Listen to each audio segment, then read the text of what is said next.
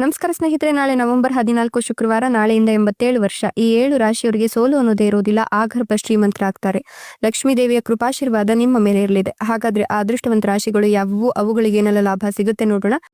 ನಾಳೆ ನವೆಂಬರ್ 14ರ ಶುಕ್ರವಾರದಿಂದ ಮುಂದಿನ 87 ವರ್ಷ ಈ 7 ರಾಶಿಯವರಿಗೆ ಸೋಲು ಅನ್ನೋದೇ ಇರೋದಿಲ್ಲ. ಲಕ್ಷ್ಮೀ ದೇವಿಯ ಕೃಪಾಶೀರ್ವಾದದಿಂದ ಆಗರ್ಭ ಶ್ರೀಮಂತಿಕೆಯ ಯೋಗವನ್ನ ಈ ರಾಶಿಯವರು ಕಾಣ್ತಾರೆ ಅಂತ ಹೇಳಿದ್ರೆ ತಪ್ಪಾಗ್ಲಿಕ್ಕಿಲ್ಲ. ಇವರ ವೃತ್ತಿ ಜೀವನದಲ್ಲಿನ ಅಡೆತಡೆಗಳು ದೂರವಾಗಿ ಹಿರಿಯರ ಸಹಾಯದಿಂದ ಹೊಸ ಯೋಜನೆಯನ್ನ ಪಟ್ಕೊಳ್ತಾರೆ. ಹಣಕಾಸಿನ ಚಿಂತೆಗಳು ಕಡಿಮೆಯಾಗುತ್ತೆ. ಕುಟುಂಬದ ವಾತಾವರಣ ಸುಧಾರಿಸುತ್ತೆ. ಹಳೆಯ ಸ್ನೇಹಿತರೊಂದಿಗೆ ಮತ್ತೆ ಸಂಪರ್ಕ ಸಾಧಿಸೋದು ಇವರಿಗೆ ಸಂತಸವನ್ನ ತಂದುಕೊಡುತ್ತೆ. ನಿಮ್ಮ ಗುರಿಗಳತ್ತ ಗಮನ ಹರಿಸ್ತೀರಾ. ದೀರ್ಘಕಾಲದಿಂದ ನಿಮ್ಮನ್ನ ತೊಂದರೆಗೊಳಿಸುತ್ತಿದ್ದ ಕೆಲಸಗಳು ಈಗ ವೇಗವನ್ನ ಪಡೆದುಕೊಂಡು ಬಹಳ ಯಶಸ್ಸನ್ನ ತಂದುಕೊಡುತ್ತೆ. ಸಕಾರಾತ್ಮಕ ಹಂತವನ್ನ ನೀವು ತಲುಪ್ತೀರಾ. ನಿಮ್ಮ ಕಠಿಣ ಪರಿಶ್ರಮದ ಸಕಾರಾತ್ಮಕ ಫಲಿತಾಂಶಗಳು ಹೆಚ್ಚಿಗೆ ಆಗುತ್ತೆ. ದೀರ್ಘಕಾಲದಿಂದ ಕೆಲಸ ಮಾಡ್ತಿರುವ ಯೋಜನೆಗಳು ಈಗ ಫಲ ನೀಡುತ್ತೆ. ಕೆಲಸದಲ್ಲಿ ನಿಮ್ಮ ಕೆಲಸವನ್ನ ಪ್ರಶಂಸಿಸಲಾಗುತ್ತೆ. ನಿಮ್ಮ ಬಾಸ್ ನಿಮ್ಮಲ್ಲಿ ವಿಶ್ವಾಸ ವ್ಯಕ್ತಪಡಿಸ್ತಾರೆ. ನಿಮ್ಮ ಆರೋಗ್ಯ ಸುಧಾರಿಸುತ್ತೆ. ನಿಮ್ಮ ಸಂಗಾತಿಯೊಂದಿಗಿನ ಸಂಬಂಧ ಬಲಗೊಳ್ಳುತ್ತೆ. ಹೂಡಿಕೆ ಮಾಡಲು ಯೋಜಿಸ್ತಾ ಇದ್ರೆ ಅನುಭವಿ ಜನರನ್ನ ಮೊದಲು ಸಂಪರ್ಕಿಸಿ. ನಿಮ್ಮ ಜೀವನದ ದಿಕ್ಕನ್ನು ಬದಲಾಯಿಸಬಹುದಾದ ಅವಕಾಶ ಅಥವಾ ಪ್ರಸ್ತಾಪವನ್ನು ನೀವು ಪಡೆದುಕೊಳ್ತೀರಾ.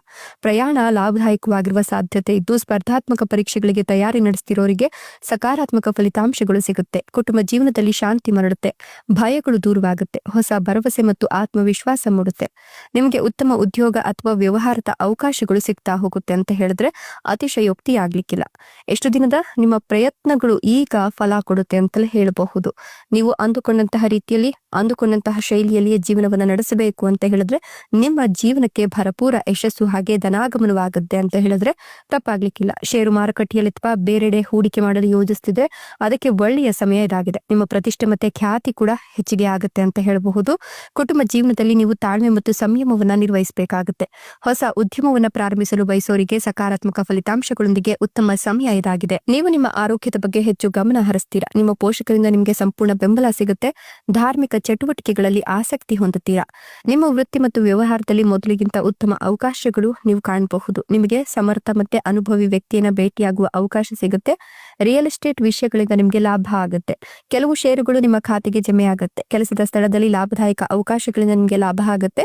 ಭೌತಿಕ ಸೌಕರ್ಯಗಳಲ್ಲಿ ಹೆಚ್ಚಳವಾಗುತ್ತೆ. ನಿಮ್ಮ ಪ್ರೇಮ ಜೀವನದಲ್ಲಿ ನಿಮ್ಮ ಸಂಗಾತಿಯಿಂದ ನಿಮಗೆ ಸಂಪೂರ್ಣ ಬೆಂಬಲ ಸಿಗುತ್ತೆ. ಕೆಲವು ಪ್ರಣಯ ಕ್ಷಣಗಳು ನಿಮ್ಮ ಸಂಬಂಧವನ್ನ ಬಲಪಡಿಸುತ್ತೆ ಅಂತ ಹೇಳಬಹುದು. ಸಾಮಾಜಿಕ ಕಾರ್ಯಗಳಲ್ಲಿ ನಿಮ್ಮ ಆಸಕ್ತಿಯನ್ನು ಇದು ಹೆಚ್ಚಿಸುತ್ತೆ. ವಿದ್ಯಾರ್ಥಿಗಳಿಗೆ ಆತ್ಮವಿಶ್ವಾಸವನ್ನು ಹೆಚ್ಚಿಸುವ ಸಮಯ ಇದಾಗಿದೆ. ನೀವು ನಿಮ್ಮ ಕುಟುಂಬದೊಂದಿಗೆ ವಿಹಾರವನ್ನು ಯೋಜಿಸಬಹುದು. ಕೆಲವು ಅದ್ಭುತ ಜನರನ್ನ ಭೇಟಿಯಾಗಲು ಸಾಧ್ಯ ಆಗುತ್ತೆ. ನೀವಿಂದು ನಿಮ್ಮ ಆರೋಗ್ಯದ ಬಗ್ಗೆ ವಿಶೇಷ ಗಮನವನ್ನು ಕೊಡಬೇಕಾಗುತ್ತೆ. ಆದಾಯ ಮತ್ತೆ ವೆಚ್ಚ ಎರಡನ್ನು ಕೂಡ ನೀವು ಸಮತೋಲಿತವಾಗಿ ನಿಭಾಯಿಸಿಕೊಂಡು ಹೋಗ್ತೀರಾ. ಇಷ್ಟೆಲ್ಲ ಲಾಭ ಮತ್ತು ಅದೃಷ್ಟವನ್ನು ಪಡಿತಿರತಕ್ಕಂಥ ಅದೃಷ್ಟವಂತ 7 ರಾಶಿಗಳು ಯಾವುವು ಅಂದ್ರೆ ಮಿಥುನ ರಾಶಿ, ಮೇಷ ರಾಶಿ, ವೃಷಭ ರಾಶಿ, ಧನುರ್ ರಾಶಿ, ಕನ್ಯಾ ರಾಶಿ, ಕಟಕ ರಾಶಿ, ತುಲಾ ರಾಶಿ. ಇವುಗಳಲ್ಲಿ ನಿಮ್ಮ ರಾಶಿ ಇದ್ದರೂ ಇಲ್ಲದಿದ್ದರೂ ಓಂ ನಮೋ ಮಾತೆ ಮಹಾಲಕ್ಷ್ಮೀ ದೇವಿಗೆ ಅಂತ ಕಮೆಂಟ್ ಮಾಡಿ. ಧನ್ಯವಾದಗಳು.